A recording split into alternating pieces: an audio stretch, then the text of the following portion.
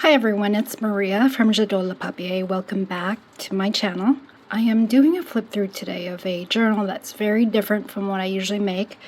It's actually a male marrow or a merman journal.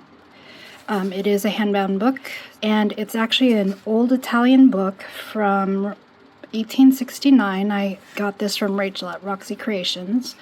It was originally more of a yellow chartreuse cover, and in fact here's a little peek of what it used to be, a little more yellow.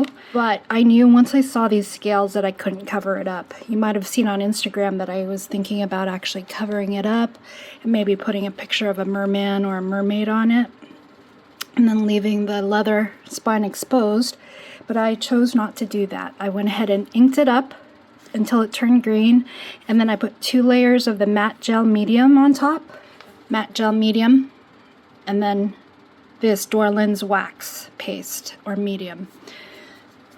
And the reason I do that is because, one, there was already a little bit of fading and water damage, but 2, to keep it from losing out on this green hue that I've given it. What a lot of people will find more comfortable, 5.5 inches wide by just about 9 inches tall.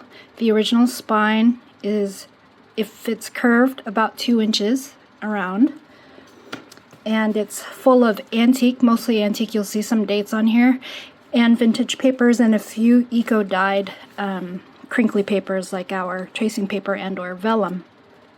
Again, the story is about the marrow, Irish fairy folklore. So marrow are considered Irish fairies. Throughout the story, that it references the soul cages, which is actually an Irish folklore story that was originally published as true. And if you scour the internet, there's not a lot of images of mermen at all. I found a couple of books about water spirits and some references to a couple of male water spirits, but no male marrow. And everything, of course, is the female mermaid. What I've done is I've taken a collection of stories, scanned stories from soul cages, existing photographs from the public domain of fishermen, plus a few AI digitals that I've created. And I've created a kit, I'll link it below, but I just needed a way to be able to tell a story. Here's a couple of them. Actually, this is one of the few artworks that are allowed from the public domain. It's an artist from the Netherlands who painted or sketched this in the late 1800s to early 1900s. There is this Arthur Rackham image, but apparently I'm not allowed to use this in artwork that I sell because I really wanted that to be part of the cover in a smaller size. Would have been perfect with the browns. But I forgot to mention on the cover, you'll see some scales made of some silky fabric. So this fabric is from Donna Morgan. She might not guess, or maybe she can guess what fabric it was. It wasn't scales at all. In fact, it is floral, and I have a little piece of it in here. I did wax the top of it just because I wanted the scales to have that waxy feeling. There is no closure because you'll see it's just perfectly stuffed, but not alligator mouth yet. So I did do my French link and mull-backed single text block. So handmade paper to line just to keep it simple, so whoever owns it can add their own image or their own pockets. And very mystical image of a possible mermaid, or merman, excuse me. See, I did it too. And I want this book to look and feel like maybe a reporter or a scientist who was out there trying to collect their own evidence about mermen's existence. This story starts in the late 1700s, early 1800s, and in fact this document itself, it's French, but it comes from 1727. So a document from 1727, and I've been waiting for this single postcard, the only ephemera I could find on eBay that has mermen on it. And it's from Liverpool, England, and their coat of arms has the merman, and it's from 1905. So that has a prominent place because it's probably the only real ephemera except for that artwork and maybe a couple of newspaper clippings that are authentic to the merman. document from the 1864. It's actually a Czech, but it is early 1800s. And I just folded it over just so that you can see the blue hues. This is a book plate from 65. And it's the wide world of mermen, because it's not just in Irish folklore that they exist. And then here's some of the waxed eco-dyed paper. This was actually a vellum that was eco-dyed, and then I printed one of my digital backgrounds on. And then this is meant to look like a rock, because there's actually a marrow rock in one of the stories that I'll mention. Actual book pages. Water could bring death as well as life, and it just envelops the whole sea, all of the mainland. And then one of the characters or water spirits is a water horse, so that came from this book here. And this water horse, actually, as it turns out, is called a neck, and the neck is a form of a merman. And this story comes from one of my fairy books, and it's the only chapter on necks, mermen, and mermaids. As an old man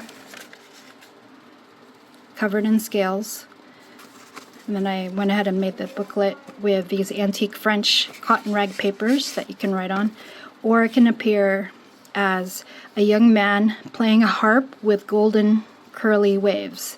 Of course, I couldn't really find too many other than maybe Disney characters, so I needed these images to be able to help tell the story of the neck, because besides this chapter and this description about the neck and how they can actually walk amongst the humans, and maybe one sketch of a merman on the left here. Wait, no, merman on the right. Oh, maybe they're both Yep, merman on the right. There are no images of mermen, really. Journal cards, some of you are eco-printed and then printed tracing paper. An original document from 1821. I should have put these in order, but I just like the look of this brown on the plain cover. This one is French, even though we are talking about Merrow, which is an Irish fairy. I just love the colors of it. And then this is an authentic postcard of Marseille, the seaboard there. Beautiful writing. More eco-dyed vellum this time, and then I stained it using my acrylic stain or staining paste. And then I just love that eye peeking through there, so it might be hard to see. And I didn't want to stitch around it just because I didn't want it to look like an actual eye, but I did some stenciling and then I waxed it. I sealed anything stenciled with this wax just in case it gets wet. An antique Italian book page, probably from the 1700s, and I believe I got this either from Rachel at Roxy Creations or Sue, who's the new journal maker that I've been following from the UK. Italian book page, and on the back side here is an art layout of one of the Merrow that I created here. He looks more like a seahorse, and you'll see a seahorse in here, not just this seahorse up here of Folklore, but actual seahorses. More stenciling and waxing. Authentic antique tidbits of French ledger. And then eco-dyed paper. This is from Sigita. And then you'll notice this hand-woven rope. This will come into play in one of the major stories that I mentioned, the soul cages. Antique ledger from Miab. And I put on here the story of where the soul cages came from. It's called Fairy Legends and Traditions of South Ireland. This was written in 1829, or at least put together as a 3-part books collection in 1829. And that is where you'll actually find the story. And here's more antique French ledger, or French receipts with the tiniest writing. Super small and fine. And then just the tail end with soul cages. These soul cages were made of rope, so they were made to look like crab pots or crab catches. Inside were the lost souls of lost fishermen, meaning they had passed away, whether in storms or other tragedies. And so this story, Fairy Legends, The Marrow, I went ahead and included at least the table of contents for you. It's wrapped in this French antique document, again cotton rag. It's a light sea green if it's not showing through.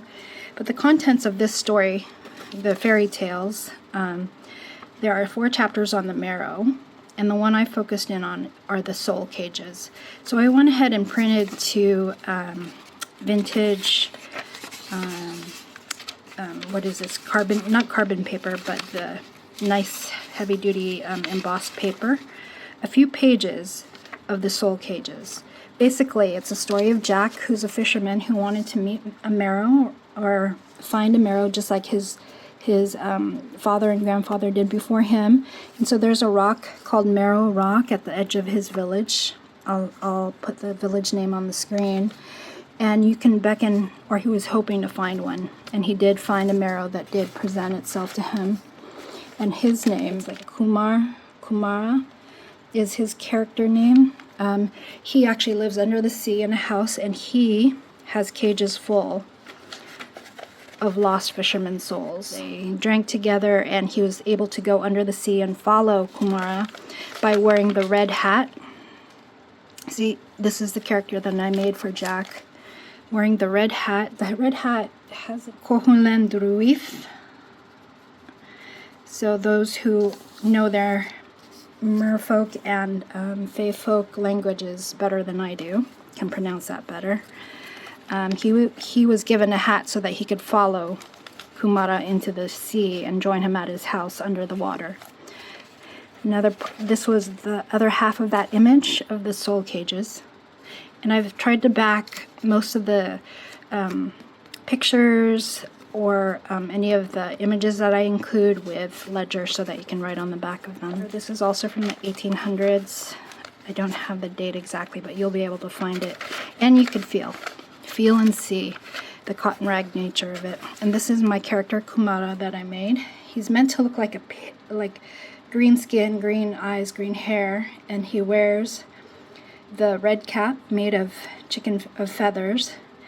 And then he's meant to have more of like a pig-like face with a pig-like snout, but has fish features. So that's what I came up with, and I backed it with antique French ledger, cotton rag paper for writing. A postcard that was written on, so I backed it with more of the French cotton rag.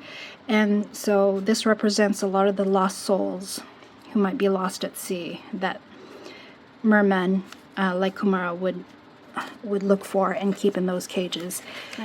In the end, Jack frees them, so he's determined, he's a fisherman, to go down to his house, and over the years of decades, he went down at least 50 times to free the souls. Because all of the souls were eventually freed, Kumara, the merman, never came back to see Jack, even though Jack kept beckoning him with a rock. So you would throw a rock into the sea to try and reach him. So this will come with it. This is actually a polished agate that's been drilled, and fishing net. And this is meant to depict some of the pieces that he cut away in order to free the souls. This has been waxed, so this is my digital here, and I think I didn't tip it in, but I was intending to tip it in, but you can move that. Just because of the wax nature, it is translucent, so there's no lighting behind us, but you could actually see straight through to the paper. There's over 140 pages bound into the text block, plus a few tip-ins. Antique dictionary pages, Italian, more Italian cotton rag. This must have been a book plate. Let's see. Or no. Yes, I covered it. I didn't like the image of the book plate, so I covered it with more antique paper with some stenciling. So you can add your images or your own stories in here. And this one has been tipped in. Another sea merman who actually guards the soul cages. Again, I've backed them with this amazing antique water damaged. I didn't make this. This came this way. French ledgers. So there's no mold, but there are stains left behind. Paper, French. A couple of the book pages from the sea water spirits. Not just Irish marrow or mermen, but there are other Greek gods that were king of the sea and mermen creatures, and so this is a little bit of the story. And I just ecoed coffee stained ledger paper, and then some of this antique stained French ledger piece. I did glue it down here, but it's just a flap. You could glue it down to make it a belly band. More cotton rag and more book page. This one I did wax, so it has a very waxed feel. When I use this paste, I actually will let the layer dry, and then I come back and I buff it afterwards once it's dry to give it that smoother but still waxed feeling. It's a tuck on the other side so that you can see the 1913 ledger. Another character of a merman. So you'll see they're meant to depict different types of fish. And I backed it with antique Italian book page just because I love the patina on there. And this is actually a 2-pocket tuck right here. I like the simplicity of this cotton rag layout on Italian book pages.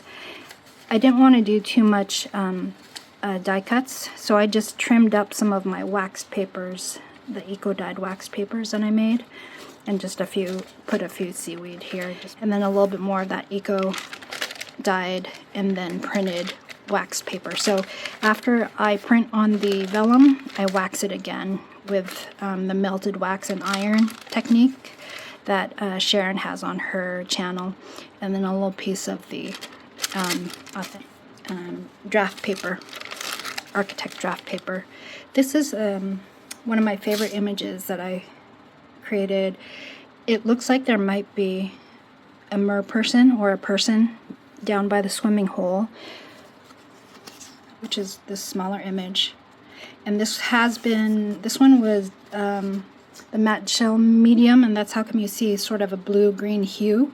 For some reason I thought the picture had dried, but when I spread this, a little bit of the blue came through the ink. We noticed that suddenly this person had a tail. So these are all in the digital kit. There's another merman creature here. It's like Dungeons and Dragons. If you have brothers or if you ever used to play Dungeons and Dragons, there is a Marrow character. I feel like these little cards could be your little game cards, because I did back them again with ledger so you could create your stats or your name. Japanese rice paper that I love just because of the browns and the patina over the patina. So this is again more Italian book page, and I feel like this one might have been the 16 or 1700s book. And then one of the characters, because the Marrow wear this red hat, they could actually come onto land, and their tail, if they don't have feet, can turn into human feet. So they can start to blend as humans. Eco-dyed and coffee-stained waxed paper. So triple process, and I just put a little bit of this seahorse that comes from Your Creative Studio, their stamps. I showed you their stamps from Your Creative Studio, and I was just using them everywhere just because they add a little bit of a touch without making your book or your journal look too overdressed. Because again, I wanted this to be owned by maybe a man or a newspaper person or a scientist trying to collect specimens and or proof that mer men and mer people or merfolk exist, the Marrow exists. Authentic stains, French ledger paper from Sarah with some seashell stenciling on there, just very faint. And then this is a fun book page. I had to write a note about it. It's Yiddish, and it's a children's story. And so I have an app on my phone that was translating some of it, and it's pretty funny. Even though this is not necessarily a children's book, I just loved having a little bit of that story in there. So again, I'm just pressing down just to help massage your new and very stiff spine. Definitely antique book pages of male scholars. That's why I believe this person who owned this book and collected this information might have been a scholar or a scientist. Some of my eco-dyed and then waxed vellum with a hint of stenciling. I don't know if you could see that on camera, of the silhouette of a mermaid or a merman. This Italian history, it makes it look like the lost city of Atlantis or something. More stamps from your creative studio. That's this one here. I just love the green on green because you can see the green wax paper right behind there. And then, you know, a couple pages of ledger for you to write on. And then this one, just a subtle hint with a little bit of stenciling and then that antique French ledger. So there is a lot of writing space and sketching. More antique paper. I actually introduced a female character on this layout stamp. So that was part of that was this cling stamp here. And backed it with some straw paper.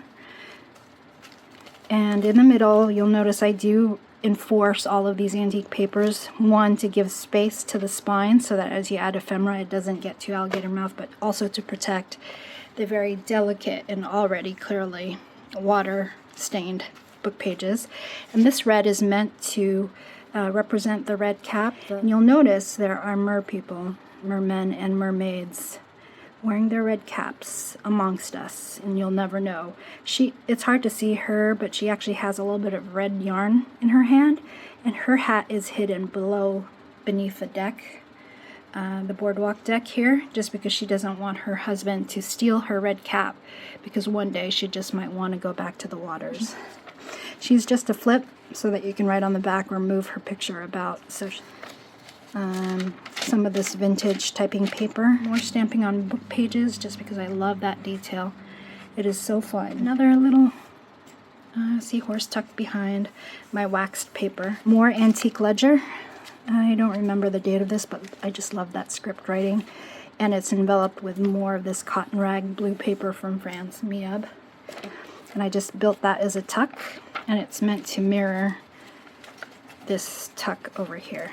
So these two.